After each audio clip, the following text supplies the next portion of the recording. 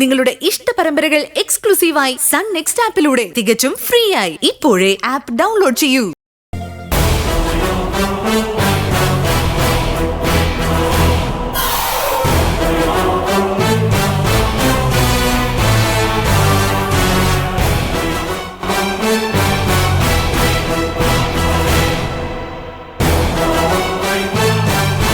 എന്താ ഗിരി, ഇപ്പൊ എന്റെ മുഖത്ത് നോക്കാൻ പോലും പേടിയാണോ? ഞാനെന്തിനാ നിന്നെ പേടിക്കുന്നേ? ആവശ്യമില്ലാത്ത പ്രശ്നങ്ങൾ ചെന്ന് ചാടുന്നത് ഞാനിപ്പോ ഒന്ന് കുറച്ചിട്ടുണ്ട്. അതുകൊണ്ടാ നിന്നെപ്പോലൊരു വലിയ കുരിശ് മുന്നിൽ വന്നപ്പോ വഴിമാറിപ്പോയത്. ആഹാ, അങ്ങനെ വഴിമാറി നടന്ന ഒഴിവാകുന്ന പ്രശ്നമല്ല ഞാൻ. ഒഴിവായി പോകുന്നതാ നിനക്ക് നല്ലത്. നീ ഇതുവരെ എനിക്കൊരു വിഷയമായിട്ട് തോന്നിയിട്ടേ ഇല്ല. അതങ്ങനെ തന്നെ തുടരുന്നതാ നിനക്ക് നല്ലത്. നിന്നെ ഞാനൊരു വിഷയമായിട്ട് കാണാൻ തുടങ്ങിയാൽ പിന്നെ നിന്റെ വിധിയായിരിക്കും.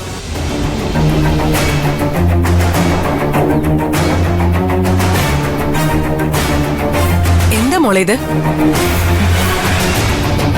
ശാലിനി, ശാലിനി നിക്ക്. ശാലിനി, ശാലിനി, നിനക്കെന്താ അവനുമായിട്ട് പ്രശ്നം ഉണ്ടാക്കണമെന്ന് നേർച്ചയുണ്ടോ? അവന്റെ ജീവിതം തകർക്കുക എന്റെ ലക്ഷ്യം. അപ്പൊ പിന്നെ അവനെ പേടിച്ച് മാറി നിൽക്കേണ്ട കാര്യം എനിക്കില്ലല്ലോ.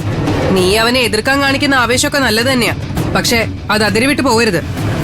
ഗോപാലേട്ടനെ അറിയിക്കാതെ ഗിരിയും അവന്റെ കുടുംബത്തെ എന്തെങ്കിലും ചെയ്താ അത് വലിയ പ്രശ്നമാവും. എന്ത് പ്രശ്നം ഉണ്ടായാലും ഞാൻ നോക്കിക്കോളാം. ഇതെന്താ അക്കൗണ്ട്സിന്റെ കൂടെ സ്വീറ്റ്സ് ഒക്കെ? അത് പിന്നെ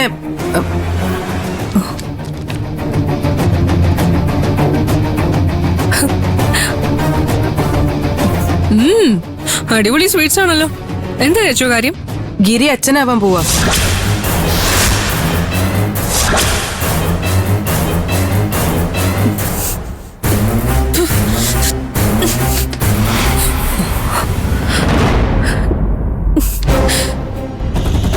അവന്റെ ഒരു സ്വീറ്റ്സ്. അയ്യോ മോളെ, നീ ഇങ്ങനെ ഭ്രാന്തി പിടിച്ച പോലെ പെരുമാറില്ലേ? പിന്നെ ഞാൻ എങ്ങനെ പെരുമാറണം? ചാച്ചു എന്തിനാ ഇത് വാങ്ങി വെച്ചത്? പിന്നെ ഞാൻ നീ ചെയ്ത പോലെ സ്വീറ്റ്സ് ബോക്സ് എടുത്ത് വലിച്ചെറിഞ്ഞ് അവനെ ചീത്ത പറഞ്ഞ് ഇറക്കി വിടണോ? ഇറക്കി വിടണം. അവൻ ഈ വീട്ടിലേക്ക് കയറി വന്നത് അവന്റെ കുടുംബത്തില് നല്ലത് മാത്രം സംഭവിക്കുന്നു എന്ന് കാണിക്കാൻ വേണ്ടിട്ടാ. ചാച്ചു അവന്റെ ജാട മുഴുവൻ കണ്ട് സമ്മതിച്ച് ഒരെളുപ്പമില്ലാതെ മധുരം വാങ്ങി കയ്യിൽ വെച്ചു അല്ലേ? നിന്നെ വേദനിപ്പിച്ച് അവൻ സന്തോഷത്തോടെ ജീവിക്കുന്ന കാണുമ്പോ എനിക്കും വിഷമമുണ്ട്. പക്ഷെ അതൊക്കെ തുറന്നു കാണിക്കുന്നതിൽ അർത്ഥമില്ല. അവനോടുള്ള പക കാരണം നമുക്ക് നഷ്ടമൊന്നും സംഭവിക്കരുത്. ഇപ്പോഴും അവൻ നമ്മുടെ നല്ലൊരു ജോലിക്കാരന്. അവനോടുള്ള ശത്രുത ദേ നമ്മുടെ ബിസിനസിനെ ബാധിക്കരുത്. അവനേക്കാൾ നന്നായി നീ ജോലി ചെയ്യാൻ തുടങ്ങിയ ഗോപാലേട്ടൻ തന്നെ നിന്റെ പ്രതികാരത്തിന് കൂട്ടുനിൽക്കും. അതുവരെ കാത്തിരിക്കാനുള്ള ഉദ്ദേശമൊന്നും എനിക്കില്ല. ഗിരിയുടെ സ്വപ്നങ്ങൾ ഒന്നും നടക്കാൻ പോകുന്നില്ല. അവന്റെ വീട്ടില് വൈകാതെ ഒരു മരണം നടക്കും.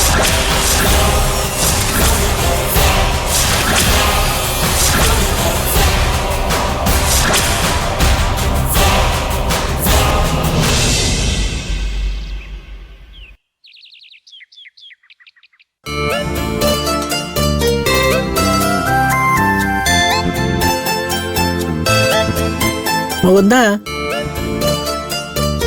ഇനിയിപ്പോ നിശ്ചയവും കല്യാണവും ഒക്കെ നടത്തേണ്ടി വരും. ഒരു കാര്യം ഞാൻ പറഞ്ഞേക്കാം, ഈ കാര്യത്തിൽ നീ പിശുക്ക് കാണിക്കാൻ നിൽക്കരുത്. എനിക്ക് നീ ഒന്നേ ഉള്ളൂ. അതുകൊണ്ട് എല്ലാം നല്ല രീതിയിൽ നടത്തണമെന്നാണ് എന്റെ ആഗ്രഹം. അത്യാവശ്യം നല്ല ഗ്രാൻഡ് ആയിട്ട് നടത്താനുള്ള കാശൊക്കെ എന്റെ കയ്യിലുണ്ട്. ബാക്കി എന്താടാ ഞാൻ പറഞ്ഞതുമല്ലോ, നീ കേട്ടോ? നിന്റെ ശ്രദ്ധ ഇത് എവിടെയാടാ? ഞാൻ കേക്കായിക്കൊന്നല്ലമ്മേ. ഇത്രയും ചെലവരുന്ന കാര്യമൊക്കെ അവിടെ നിൽക്കട്ടെ. അതെ, കല്യാണം നടക്കുമെന്ന് ഉറപ്പിക്കട്ടെ. പെണ്ണ് സമ്മതം പറഞ്ഞു, ഇനി എന്തു നോക്കാനാ? ആര്? മഹിമ സമ്മതം പറഞ്ഞോ? അങ്ങനെയല്ലേ മഞ്ജും ഗിരിയും പറഞ്ഞേ. അവരും അമ്മയെ പോലെ എന്നെ കല്യാണം കഴിക്കാൻ അവൾക്ക് സമ്മതമാണെന്ന് ഊഹിക്കുകയാണെങ്കിലോ? നീ ഇങ്ങനെ ആവശ്യമില്ലാത്ത ഓരോന്ന് ചിന്തിച്ചു കൂട്ടരുത്. എല്ലാം ശരിയായി വരുമ്പോഴാ അവന്റെ കാട് കയറിയൊരു ചിന്ത. വീട്ടിലൊരു നല്ല കാര്യം നടക്കാൻ പോകുമ്പോ നിനക്കൊന്നു ശുഭകരമായിട്ട് ചിന്തിച്ചുകൂടെ? നല്ലത് ചിന്തിച്ചുകൊണ്ട് നല്ലത് നടക്കുമെങ്കിലേ ഈ വീട്ടിൽ നല്ലത് മാത്രമേ നടക്കാൻ പാടുള്ളൂ. മോശം കാര്യങ്ങൾ നടക്കാൻ പോകുന്നതിന് മുമ്പ് അത് തടയാൻ പറ്റുന്നുണ്ടെങ്കിലേ അത് നല്ലതല്ലേ? അങ്ങനെ സംഭവിക്കാൻ പോകുന്നത് തടയാൻ നീ ആരാ? ദൈവമോ? നീയും മഹിമയും ഒരുമിക്കാൻ ദൈവം തീരുമാനിച്ചിട്ടുണ്ടെങ്കിൽ എന്തൊക്കെ സംഭവിച്ചാലും നടന്നിരിക്കും. അമ്മേ, വേണ്ട, വേണ്ട, അതല്ല. വേണ്ട. നീ എന്നോട് സംസാരിക്കേ വേണ്ട. ഞാൻ നല്ല പോസിറ്റീവ് വൈബിലിരിക്കുക. നിന്നെ പോലുള്ള നെഗറ്റീവ് വാളികളോട് സംസാരിച്ച ഞാനത് കളയാൻ തീരുമാനിച്ചിട്ടില്ല. ഓ. പോയി കുളിക്കടാ. പോ പോ.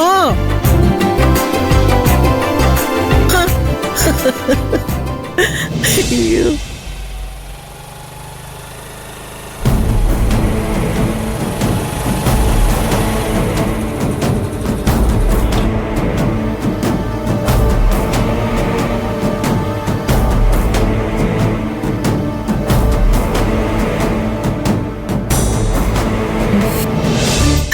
മോളായിരുന്നോ? വാ വാ. മോളെ വിളിച്ചൊന്ന് സംസാരിക്കണോന്ന് ഇപ്പൊ വിചാരിച്ചതേ ഉള്ളൂ. വക്കീൽ ഇവിടില്ലേ? ഓ, ഇത്ര നേരം ഇവിടെ ഉണ്ടായിരുന്നു. ഇപ്പോഴാ വിളിക്കാൻ അങ്ങോട്ട് കേറിയേ. കാപ്പി എടുക്കട്ടെ? ഏയ് വേണ്ടമ്മേ, ഞാൻ കഴിച്ചിട്ട് ഇറങ്ങിയത്. മോള് കല്യാണത്തിന് സമ്മതം പറഞ്ഞിട്ടും മുകുന്ദന് ഒരു മനസമാധാനവും ഇല്ല. മോൾക്ക് എന്തോ സന്തോഷക്കുറവുണ്ടെന്ന് അവൻ വീണ്ടും വീണ്ടും പറഞ്ഞുകൊണ്ടിരിക്കുക. അതൊക്കെ കല്യാണത്തിന് മുമ്പുള്ള ടെൻഷനായിരിക്കുമെന്ന് ഞാൻ അവനോട് പറഞ്ഞു നോക്കി. എവിടെ അവൻ ആ ചിന്ത തന്നെയാ. അല്ല, അവനെയും കുറ്റം പറയാൻ പറ്റില്ല. വർഷങ്ങളോളവും പ്രേമിച്ച് ഒരുത്തി ചതിച്ചിട്ട് പോയപ്പോ അവനുണ്ടായ സങ്കടം പറഞ്ഞറിയിക്കാൻ പറ്റില്ല. മോള് കൃത്യസമയത്ത് വന്നില്ലായിരുന്നെങ്കിൽ എന്റെ അമ്മ മരിച്ചു പോകേണ്ടതാ. മോള് കളിയും ചിരിയുമായി അവന്റെ ജീവിതത്തിൽ ഉണ്ടായതുകൊണ്ട് മാത്രം അവൻ വിഷമത്തിൽ മുങ്ങിപ്പോകാത്തത്. ഇത്രയും വലിയൊരു പ്രണയ തകർച്ചയിൽ നിന്നും കരകയറി വന്ന ഒരാള് കുറച്ച് നെഗറ്റീവായിട്ട് ചിന്തിക്കുന്നതിൽ കുറ്റം പറയാൻ പറ്റുമോ മോളെ? ഇല്ല.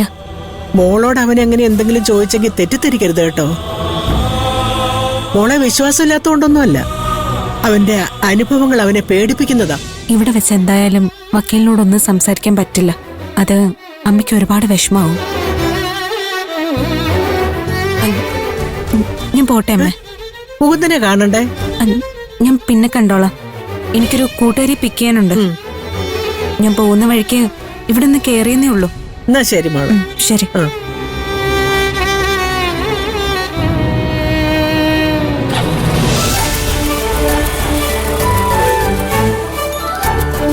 അമ്മേ,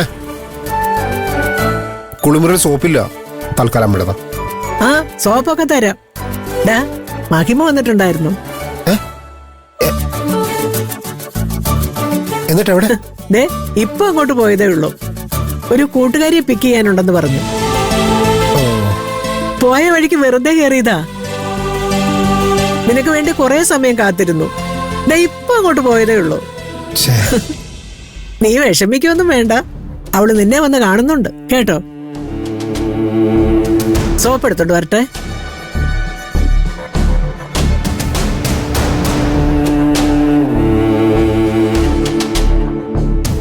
അവൾ എന്തിനായിരിക്കും വന്നത്?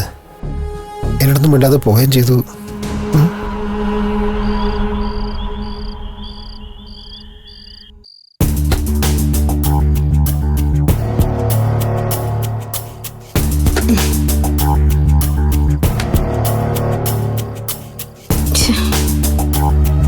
മഞ്ജു,